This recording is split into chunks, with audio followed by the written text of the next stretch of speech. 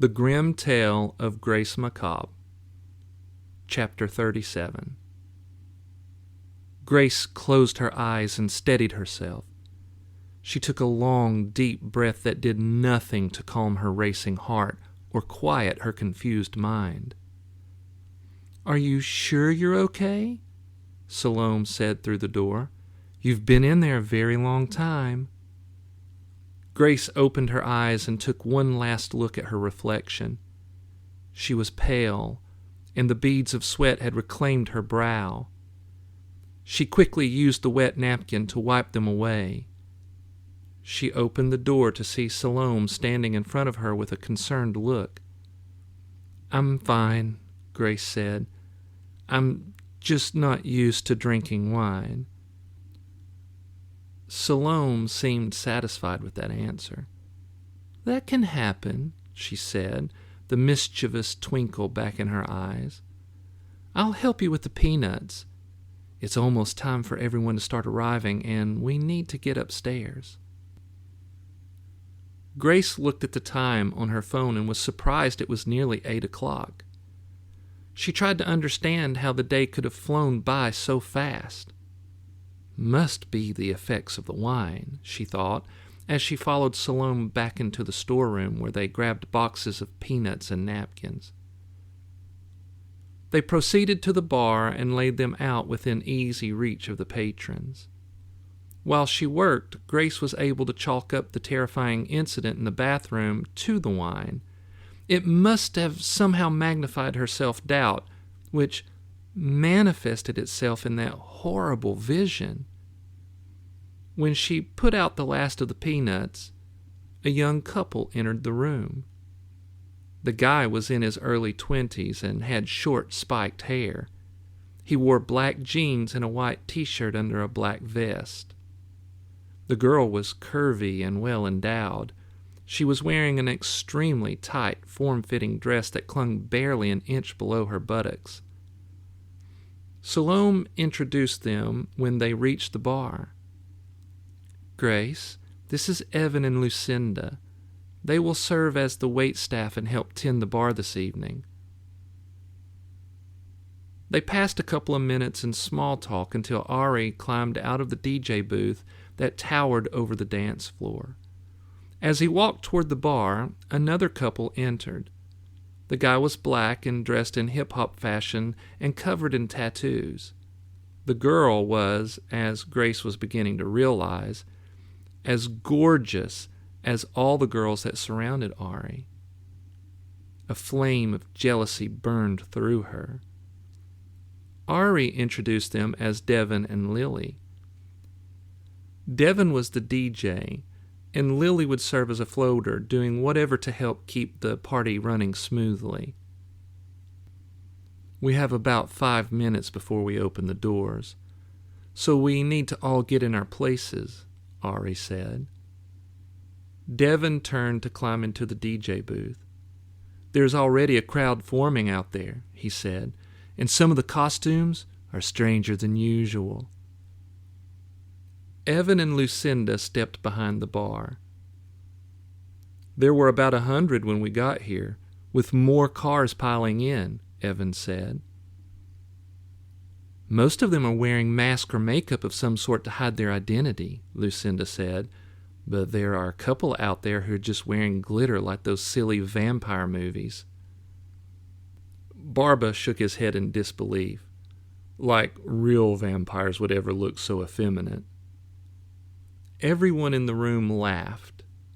Grace found the laughter had a mocking quality, yet there was a hint of some shared secret or understanding that they were all privy to except her.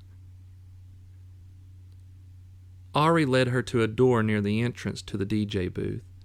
The rest of the runaways followed. Behind the door was a set of stairs leading up to a VIP lounge that overlooked the dance floor.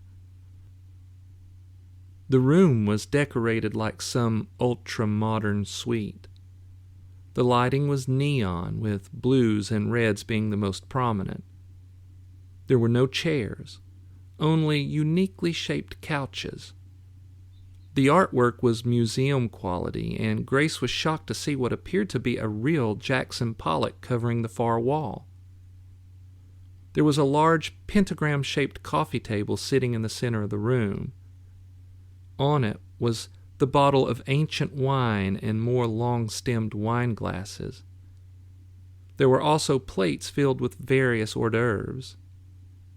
"This room is amazing," Grace said.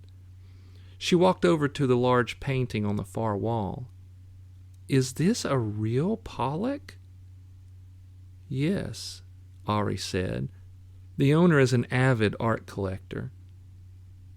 "I saw one at a museum once," she said, noticing that the neon red and blue lighting made the painting look even more three-dimensional. She felt as if she could step into the painting. "But I was not allowed to be this close. How is it that something this expensive could be hanging on a wall here in Nevermore Hollows?" "Oh, it's completely safe here," Salome said, pouring glassfuls of wine. "You need to try some of these treats," she said. "They're different dishes from around the world."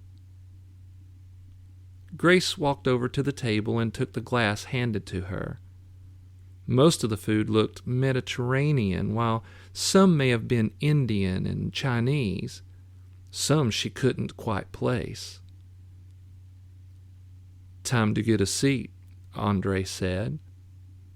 He took Neffy's hand and led her to one of the couches which sat in front of the glass wall that separated the suite from the dance floor. The glass would shield them somewhat from the loud music below. Barbara and Amy sat at another couch and began sipping their wine and sampling the food. That left one couch and one high-backed stool. Salome gave Ari and Grace a playful look. "I'll take the stool," she said. "That way you two can sit together." Grace sat on the black velvet-covered couch and noticed that she could see perfectly down onto the dance floor. Ari grabbed a glass of wine and sat close beside her. His body radiated heat, and she felt a delicious warmth seep through her as he put his arm around her shoulders. As if suddenly remembering the food, he leaned forward, sat his wine on the table, and plucked a morsel of food from one of the plates. He again put his arm around her and held up the treat for her to see. "Try it," he prompted. "You'll love it." Grace saw that it was from one of the plates of food that she couldn't identify. "What is it?" "It's an Egyptian appetizer," he explained. "The recipe is thousands of years old, dating back to the earliest dynasty. It's called lamb sambusek." Grace reached out to pluck the morsel from Ari, but he pulled his hand from her. He shook his head playfully, and the meaning was clear. He wanted to feed the treat to her. Every single nerve in her body began to tingle with excitement. She allowed herself to be in complete submission, opened her mouth, and took a bite. And it was wonderful. Salome stood from the stool and looked down onto the floor. "Here they come," she said expectantly. "And it looks as if tonight is going to be especially freakish."